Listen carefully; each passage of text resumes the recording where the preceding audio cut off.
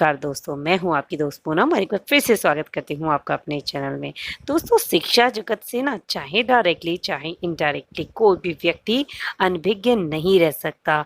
तो जो हमारी न्यू एजुकेशन पॉलिसी आई है, इसमें आए बदलाव से आपके जीवन में भी बहुत सारे उतार-चढ़ाव जो हैं, वो आपको देखने के लिए मिल सकते हैं। तो आज की हम इस वीडियो में बात करेंगे 10 ऐसी इम्पोर्टेंट बातें जो इस न्यू एजुकेशन की पॉलिसी की आपको जाननी बहुत ज़्यादा इम्पॉर्टेंट है। तो अगर ये वीडियो आपको पसंद आए तो आप वीडियो को लाइक ज़रूर करके जाना।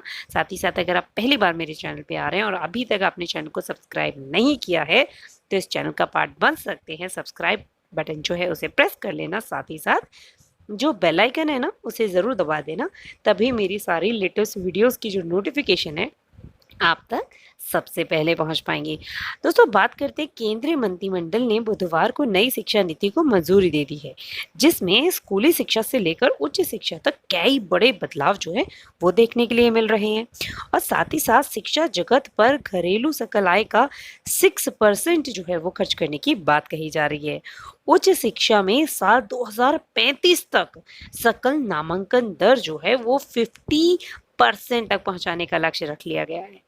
जो हमारे सूचना प्रसारण मंत्री प्रकाश जावड़ेकर जी हैं, उन्होंने ये बात बताई है कि प्रधानमंत्री नरेंद्र मोदी की अध्यक्षता में केंद्रीय मंत्रिमंडल की बैठक में नई शिक्षा नीति को मंजूरी दे दी है। तो अब बात आती है कि इतने बड़े बड़े बदलाव मैं आपको बताऊं, जो भी मैं आपके साथ इस वीडियो में शेयर करूंगी, कि वो कब से लागू होंगे।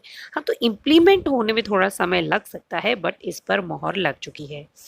उन्होंने बताया कि 34 साल के बाद जो है हमारी शिक्षा नीति में कोई बड़ा परिवर्तन जो है वो देखने के लिए मिल रहा है। सबसे सबसे बड़ा इसमें इम्पोर्टेंट चेंज जो है स्कूली सिस्टम को लेकर है। जनरली होता था कि भाई हमारी जो स्कूली है, एक हमारा नॉर्मल बेसिक हो गया, फिर अपर बेसिक हो गया, फिर उसके बाद हमारा 9th-10th आ जाता था, जिसे टीजीटी और पीजीटी कह देते थे। बट नहीं, अब इसमें एक बदलाव आएगा। अब आया है 5+3+3+4 का कॉन्सेप्ट। अब ये 5-3-3-4 ये क्या है जी? तो जो पहले 5 साल होंगे ना दोस्तों, इस पहले 5 साल में आपका जो फाउंडेशन लर्निंग है उसकी बात कही गई है। उसके बाद जो अगले 3 साल होंगे उसमें आपका 3rd, 4th, 5th आएगी। यानी कि फाउंडेशन लर्निंग के अंदर 3 साल आपके प्ले ग्रुप के हो गए और 2 साल आपकी 1st, 2nd क्लास हो गई। और 3rd, 4th, 5th जो है वो एक अगली स्टेज होगी। फिर उसके बाद अगले 3 साल जहाँ से 6th क्लास की पढ़ाई शुरू होगी, तो वहाँ पर जो 6 साल वाला बच्चा होगा वो वोकेशनल जो अपनी स्किल्स हैं उन्हें इम्प्रूव करना शुरू कर देगा। यानी कक्षा 6 से 8 तक का जो बच्चा है वो प्रोफेशनल दक्षताओं में निपुण होना शुरू हो जाएगा। और उसके बाद जो चौथी स्टेज है 9 से 12वीं तक का, वह 4 साल का होगा। 9, 10, 11, 12 इसमें छात्रों को अपने विषय चुनने की पूरी आज़ादी होगी। साइंस या गणित के साथ फैशन डिज़ाइनिंग भी पढ़ने की पूरी तरीके से आज़ादी होगी। पहले कक्षा 1 से 10 तक सामान्य पढ़ाई होती थी, कक्षा 11 से विषय चुन सकते थे। बट अब क्लास 6 से ही आपको पूरी लिबर्टी मिल जाएगी कि आप किस फील्ड में किस तरफ बच्चे का रुझान है, उसके हिसाब से एनालिसिस किए जाएंगे। अभी तक सरकारी स्कूल पहली कक्षा से शुरू होते थे ना, कोई किंडरगार्टन या फिर कोई प्ले स्कूल नहीं होता था। लेकिन नई शिक्षा नीति लागू होने के बाद पहले बच्चे को 5 साल फाउंडेशन स्टेज से गुजरना होगा। फाउंडेशन स्टेज के आखिरी 2 साल पहली कक्षा और दूसरी कक्षा के होंगे। 5 साल के फाउंडेशन स्टेज के बाद बच्चा तीसरी कक्षा में जाएगा। यानी सरकारी स्कूल में तीसरी कक्षा से पहले बच्चे को 5 लेवल और बनाए जाएंगे। और मैं एक दावा करती हूँ, इस विभाग से जुड़ी हुई हूँ, इस सिस्टम से जुड़ी हुई हूँ, कि अगर ये चेंजेस आ जाता है तो हमारे स्कूलों की असली मायने में कायाकल्प हो जाएगी। 5+3+3+4 के नए स्कूल एजुकेशन सिस्टम में पहले 5 साल 3 से 8 साल के बच्चों के लिए होंगे। इसके बाद 3 साल 8 से 11 साल के बच्चों के लिए होंगे और उसके बाद के 3 साल 11 से 14 साल के बच्चों के लिए होंगे। स्कूल में सबसे आखिरी के 4 साल जो होंगे वो 14 से 18 साल के बच्चों के लिए निर्धारित किए गए हैं। इसमें सबसे ज़्यादा क्रिएटिविटी की बात जो कही गई है स्कूली शिक्षा में दोस्तों, कि छठी कक्षा से रोजगारात्मक जो शिक्षा है वो दी जाएगी। नई शिक्षा नीति को अंतिम रूप देने के लिए बनाई गई समिति का नेतृत्व कर रहे डॉक्टर कस्तूरी रंजन ने कहा है कि अब छठी कक्षा से बच्चे प्रोफेशनल और स्किल्स की शिक्षा जो है वो दी जाएगी। अगर बच्चे का इंटरेस्ट कारपेंटरी में है, अगर बच्चे का इंटरेस्ट पेंटिंग करने में है, तो उन सब स्किल्स को उसकी निखारा जाएगा। उसे हफ्ते में या महीने में पर्टिकुलर 5 से 7 दिन इन लोगों के पास, टेक्निकल लोगों के पास टेक्निकल ट्रेनिंग के लिए छोड़ा जाएगा। यानी जब बच्चा स्कूल से बाहर निकलेगा तो कहीं ना कहीं वो एक स्किल में दक्ष होगा। स्थानीय स्तर पर स्टर्नशिप भी कराई जाएगी। व्यावसायिक शिक्षा और कौशल विकास पर जोर दिया जाएगा। नई शिक्षा नीति बेरोजगार तैयार नहीं करेगी। This is very important. School में ही बच्चों को नौकरी की जरूरी प्रोफेशनल शिक्षा जो है वो दी जाएगी। 10वीं और 12वीं की बोर्ड परीक्षा आसान होंगी। 10वीं और 12वीं की जो बोर्ड परीक्षाएं हैं इसमें बड़े बदलाव किए जाएंगे। जैसे साल में 2 बार बोर्ड परीक्षाएं कराए जाने की बात कही जा रही है। 2 हिस्से, एक वस्तुनिष्ठ यानी ऑब्जेक्टिव और व्याख्यान श्रेणियों में इन्हें विभाजित किया जाएगा। एक बार ऑब्जेक्टिव होगा और एक बार डिस्क्रिप्टिव होगा। बोर्ड परीक्षाओं में मुख्य जोर ज्ञान के प्रशिक्षण पर होगा ताकि छात्रों को रटने की जो प्रवृत्ति है वो पूरी तरीके से खत्म हो जाए। बोर्ड परीक्षाओं को लेकर छात्र हमेशा दबाव में रहता है और ज्यादा अंक लाने के चक्कर में कोचिंग पर पूरी तरीके से निर्भर हो जाता है। लेकिन दोस्तों, भविष्य में उसे इससे मुक्ति मिलने वाली है। शिक्षा नीति में कहा गया है कि विभिन्न बोर्ड आने वाले समय में बोर्ड परीक्षाओं के प्रैक्टिकल मॉडल को तैयार करेगा, जैसे वार्षिक, सेमेस्टर, मॉड्यूलर बोर्ड परीक्षाएं आदि। नई शिक्षा नीति के तहत कक्षा 3, 5 और 8वीं में भी परीक्षाएं होंगी, जबकि 10वीं और 12वीं की बोर्ड परीक्षाएं बदले हुए स्वरूप में जारी रहेंगी। 5वीं कक्षा तक मातृभाषा में ही पढ़ाई करनी होगी। नई शिक्षा नीति में 5वीं तक और जहां तक संभव हो सके 8वीं तक मातृभाषा में ही शिक्षा उपलब्ध कराई जाएगी। स्कूलों में ऐसा होगा, बच्चों की परफॉर्मेंस का आकलन बच्चों के रिपोर्ट कार्ड में बदलाव लाया जाएगा। उसका 3 स्तर पर आकलन किया जाएगा एवं स्वयं छात्र करेगा। अपना आकलन जो है मौका दिया जाएगा, छात्र स्वयं करें।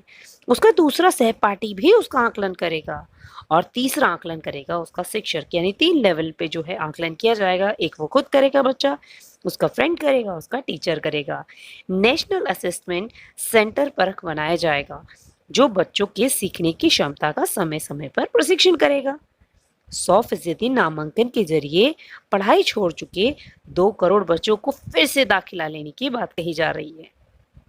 ग्रेजुएशन में 3 से 4 साल की डिग्री और मल्टीपल एंट्री और exit system, this is the best part for senior secondary section या फिर हायर एजुकेशन के लिए, जहां पर आपको एंट्री एग्जिट के पॉइंट दिए जाएंगे। आपने फर्स्ट ईयर अगर कर लिया तो आपको 1 पॉइंट मिलेगा, सेकेंड ईयर कर लिया आपको 2 पॉइंट मिलेंगे। आप चाहिए तो उसके बाद छोड़ दीजिए, आपके पास 2 पॉइंट आपके क्रेडिट कार्ड में वो अपडेट हो जाएंगे।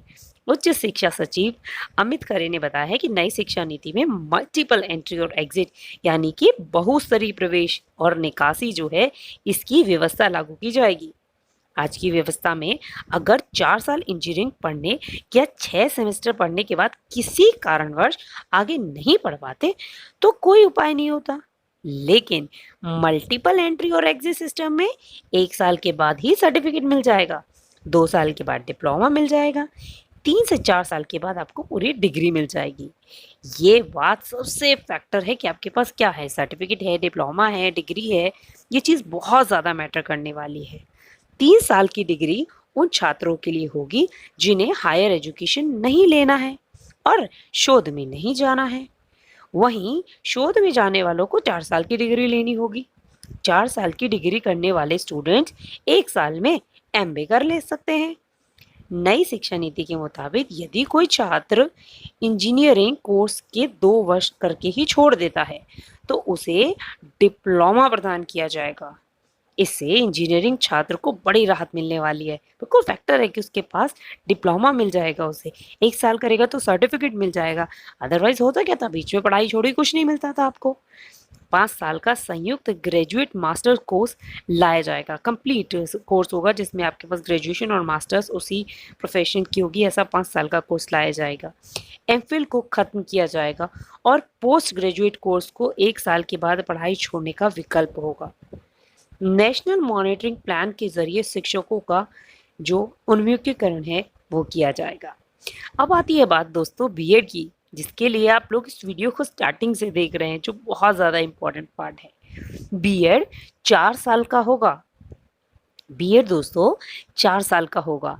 4 वर्षीय बीएड डिग्री 2030 से शिक्षक बनने की न्यूनतम योग्यता होगी। 2030 के बाद, ध्यान रखिए अभी 2020 है, 10 साल के बाद ये मान के चलिए कि 4 वर्षीय बीएड डिग्री जो है वो शिक्षक बनने की न्यूनतम योग्यता होगी। नीति के अनुसार पेशेवर मानकों की समीक्षा एवं संशोधन 2030 में होगा। इसके बाद प्रत्येक 10 वर्ष में इसका जो संशोधन है वो किया जाएगा। शिक्षकों को प्रभावी और प्रभावकारी पारदर्शी प्रक्रिया के जरिए भर्ती किया जाएगा। प्रमोशन में यानी कि पदोन्नति योग्यता के आधार पर ही उन्हें रिक्रूटमेंट मिलेगा। कई स्रोतों से समय समय पर कार्य प्रदर्शन का आकलन भी किया जाएगा। और जो 1 वर्ष की बीएड कही जा रही है या 2 वर्ष की बीएड कही जा रही है, तो ये फिनोमिना अभी बिल्कुल क्लियर नहीं है। अभी ऐसी बात कही गई है कि इस तरीके से जो पूरा प्रोसीजर है वो लागू होगा, क्योंकि जो चल रही है 2 साल की बीएड उसमें चेंजेस करके, या 1 साल की जो बीएड है जिसे कहा जा रहा है पोस्ट ग्रेजुएशन के बाद 1 साल की बीएड है, उसको रिटन में अभी इसे नहीं दिया है। एक पूरा इन्होंने आकलन करके सेट फॉर्मेट दे दिया है कि जो ग्रेजुएशन वाले हैं उनके लिए 2 साल की, पोस्ट ग्रेजुएशन वालों के लिए 1 साल की, और वैसे 4 साल की बीएड। बट जो 2030 तक की बात कही जा रही है, यानी उससे पहले पहले ये फंडा आ सकता है। बट बहुत सारे जो स्टूडेंट हैं उस चीज़ को लेके बड़े क्यूरियस है कि यार कब से आ गया, कल से आएगा। जो अभी ये इस बार के जो सेशन में फॉर्म भरे जा रहे हैं, क्या वो 1 साल की बीएड के होंगे? नहीं, इस साल जो होगा वो अभी प्रीवियस एनालिसिस के ऊपर होगा, जो सिस्टम चला आ रहा है उसी पर होगा। अभी 2 साल की बीएड ही लागू होगी, क्योंकि अभी कॉलेजेस को पूरी गाइडलाइन दी जाएगी, इसके अकॉर्डिंग जो है करिकुलम पूरा फ्रेम किया जाएगा, सिलेबस में पूरा चेंज किया जाएगा, उसके बाद ही चीज़ें जो हैं वो इम्प्लीमेंट की जाएंगी। अगर 1 साल की बीएड पोस्ट ग्रेजुएशन के बाद होती है तो वो भी तभी हो पाए, यानी इस सेशन में तो ये बिल्कुल नहीं होने वाला है। अपने से बहुत सारे लोग इस चीज़ को लेकर क्वेश्चंस कर रहे थे, तो मैं आप लोगों को चीज़ें जो है वो बताना चाहती हूँ। अगला पॉइंट है कि नई शिक्षा नीति में एमफिल जो है वो खत्म की जाएगी। देश की नई शिक्षा नीति लागू होने के बाद अब छात्रों को एमफिल नहीं करना होगा। एमफिल का कोई कोर्स शिक्षा नीति में निरस्त कर दिया गया है। नई शिक्षा नीति लागू होने के बाद अब छात्र ग्रेजुएशन, पोस्ट ग्रेजुएशन और उसके बाद सीधा पीएचडी करेंगे। 4 साल का ग्रेजुएशन डिग्री प्रोग्राम और फिर एमए और उसके बाद एमफिल के सीधा पीएचडी कर सकते हैं। नई शिक्षा नीति के तहत एमफिल कोर्सेज को खत्म किया गया है। इससे बहुत बड़ा बदलाव जो है वो माना जा रहा है। साथ ही साथ दोस्तों खत्म होगा यूजीसी, एनसीटीई, एआईसीटीई, बनेगी एक रेगुलेटरी बॉडी। बस एक ही रेगुलेटरी बॉडी बनेगी। यूजीसी जो पूरा सिस्टम है, एआईसीटीसी का जो युग है वो खत्म हो जाएगा। उच्च शिक्षा सचिव खरे ने बताया है कि उच्च शिक्षा में यूजीसी और एआईसीटी एनसीटीईटी की जगह पर एक नियामक होगा। कॉलेजों की स्वायत्तता यानी ग्रेडिंग ऑटोनॉमी देकर 15 साल विश्वविद्यालयों में समृद्ध की प्रक्रिया जो है वो पूरी करनी होगी। अगर 15 साल में जो सेट गाइडलाइंस है उसके अकॉर्डिंग कॉलेज का ही काम करते तो उनकी मान्यता खत्म कर दी जाएगी। कॉलेजों को कॉमन एग्जाम का ऑफर दिया जाएगा। नई शिक्षा नीति के तहत उच्च शिक्षा संस्थानों में प्रवेश के लिए कॉमन एंट्रेंस एग्जाम का ऑफर दिया जाएगा। यह संस्थाओं के लिए अनिवार्य होगा, यानी बिना एंट्रेंस एग्जाम के एडमिशन ना लिया जाए। राष्ट्रीय परीक्षा एजेंसी यह परीक्षाएं जो हैं वो कराया करेगी। नेक्स्ट पॉइंट है दोस्तों, स्कूलों में प्री प्राइमरी लेवल पर स्पेशल सिलेबस तैयार होगा। स्कूली शिक्षा सचिव अनीता करवाल ने बताया है कि स्कूल शिक्षा और उच्च शिक्षा में 10-10 बड़े सुधार पर मुहर लगा दी गई है। नई नीति के तकनीक में विशेष ध्यान देने की आवश्यकता है। प्री प्राइमरी शिक्षा के लिए एक विशेष पाठ्यक्रम जो है वो तैयार किया जाएगा। इसके तहत 3 से 6 वर्ष आयु के बच्चे जो हैं वो इसमें आएंगे। 2025 तक कक्षा 3 तक के छात्रों को मूलभूत साक्षरता और आकलन ज्ञान सुनिश्चित कराया जाएगा। मिडिल कक्षाओं की पढ़ाई पूरी तरह से बदल दी जाएगी। कक्षा 6 से 8 तक के 20 विषयों की पढ़ाई जो है वो कराई जाएगी। स्कूल कॉलेज की फीस पर नियंत्रण के लिए तंत्र बनाया जाएगा। खरे ने बताया है कि स्कूल उच्च शिक्षण संस्थानों को ऑनलाइन स्वतः घोषणा के आधार पर मंजूरी मिलेगी। मौजूदा इंटर्नशिप का राज्य जो होगा वो खत्म कर दिया जाएगा। सभी केंद्रीय विद्यालय, राज्य विद्यालय, डीम्ड विद्यालय और प्राइवेट विद्यालय जो होंगे, विश्वविद्यालय जो होंगे, उन्हें अलग अलग नियम जो हैं वो नहीं रहेंगे। भविष्य में सभी नियम एक समान बनाए जाएंगे और फीस पर भी पूरी तरीके से नियंत्रण लगाया जाएगा। नेशनल रिसर्च फाउंडेशन की तैयारी होगी। सभी तरह के वैज्ञानिक एवं सामाजिक अनुसंधानों को नेशनल रिसर्च फाउंडेशन बनाकर नियंत्रण किया जाएगा। उच्च शिक्षण संस्थानों को बहुविषयक संस्थानों में बदला जाएगा। 2030 तक हर जिले में एक या उसके आसपास एक उच्च शिक्षक संस्थान होना बहुत ज़्यादा आवश्यक है। शिक्षा में तकनीक के इस्तेमाल पर जोर दिया जाएगा। इसमें ऑनलाइन शिक्षा का क्षेत्रीय भाषाओं में कंटेंट तैयार कराया जाएगा। साथ ही साथ वर्चुअल लैब, डिजिटल लाइब्रेरी स्कूलों, शिक्षकों और छात्रों को डिटेल जो संस्थान है उसमें लैंस कराया जाएगा। स्कूली शिक्षा, उच्च शिक्षा के साथ कृषि शिक्षा, कानूनी शिक्षा, चिकित्सा शिक्षा, तकनीकी शिक्षा जैसी व्यावसायिक शिक्षा भी नई शिक्षा नीति के दायरे में आ गई है। साथ ही साथ दोस्तों, कला, संगीत, शिल्प, खेल, योग, सामुदायिक सेवा जैसे सभी विषय को भी पाठ्यक्रम में शामिल किया जाएगा। इन्हें सहायक पाठ्यक्रम नहीं कहा जाएगा। ये मेन जो सब्जेक्ट्स होंगे उसमें इंक्लूड किया जाएगा। ऑनलाइन एजुकेशन पर जोर दिया जाएगा। नए सुधारों में टेक्नोलॉजी और ऑनलाइन एजुकेशन पर बहुत ज़्यादा जोर देने की बात कही जा रही है। कंप्यूटर, लैपटॉप और फ़ोन इत्यादि के जरिए विभिन्न ऐप का इस्तेमाल करके शिक्षण को और रोचक बनाया जाएगा। हर जिले में कला, कैरियर और खेल संबंधित गतिविधियों में भाग लेने के लिए एक विशेष बोर्डिंग स्कूल के रूप में बाल भवन स्थापित किया जाएगा। तो कितनी बढ़िया बात है कि जो बाल भवन बनाया जाएगा जहाँ पे अलग ये सारी को करिकुलर एक्टिविटीज़ जो हैं उन्हें इंक्लूड किया जाएगा। अभी हमारे यहाँ डीम्ड यूनिवर्सिटीज़, सेंट्रल यूनिवर्सिटीज़ और स्टेट और जो इंस्टीट्यूशंस हैं इनके अलग अलग नियम हैं। नई एजुकेशन पॉलिसी के तहत सबके एक ही समान नियम बनाए जाएंगे। नई शिक्षा नीति 2020 स्कूलों में अब तक यह देखा गया है कि बच्चों की परफॉर्मेंस और उनका रिपोर्ट कार्ड, बट अब ऐसा नहीं होगा। अब बच्चों के टाइम टाइम पर आकलन करके उसके हिसाब से रिपोर्ट कार्ड बनाए जाएंगे। MHRD का नाम बदला गया है। मानव संसाधन विकास मंत्रालय का नाम बदलकर शिक्षा मंत्रालय कर दिया गया है। साथ ही साथ त्रिभाषा फॉर्मूला जो है वो लागू किया गया। विद्यार्थी को स्कूल में सभी स्तर और उच्च शिक्षा में संस्कृत को एक विकल्प के रूप में चुनने का अवसर दिया जाएगा। त्रिभाषा फॉर्मूला में भी यह विकल्प शामिल होगा जिसके मुताबिक किसी भी विद्यार्थी को कोई भी भाषा नहीं थोपी जाएगी। भारत के अन्य पारंपरिक भाषाओं और साहित्य भी विकल्प के रूप में उपलब्ध होंगे।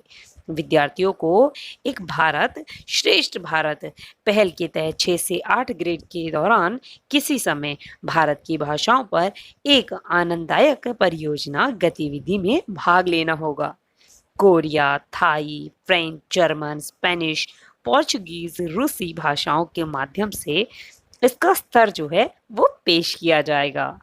विदेशी यूनिवर्सिटीज को भारत में कैंपस खोलने की अनुमति और स्कॉलरशिप पोर्टल पर विस्तार किया जाएगा।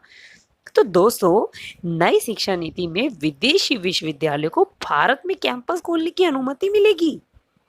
एक्सपर्ट्स का कहना है कि इससे भारत के स्टूडेंट्स के बेस्ट इंस्टीट्यूट व यूनिवर्सिटीज में एडमिशन ले सकेंगे।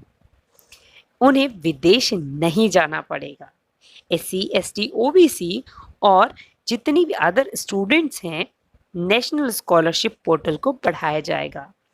NEP 2020 के तहत स्कूल से दूर रहे 2 लाख करोड़ बच्चों को वापस स्कूल से जोड़ा जाएगा।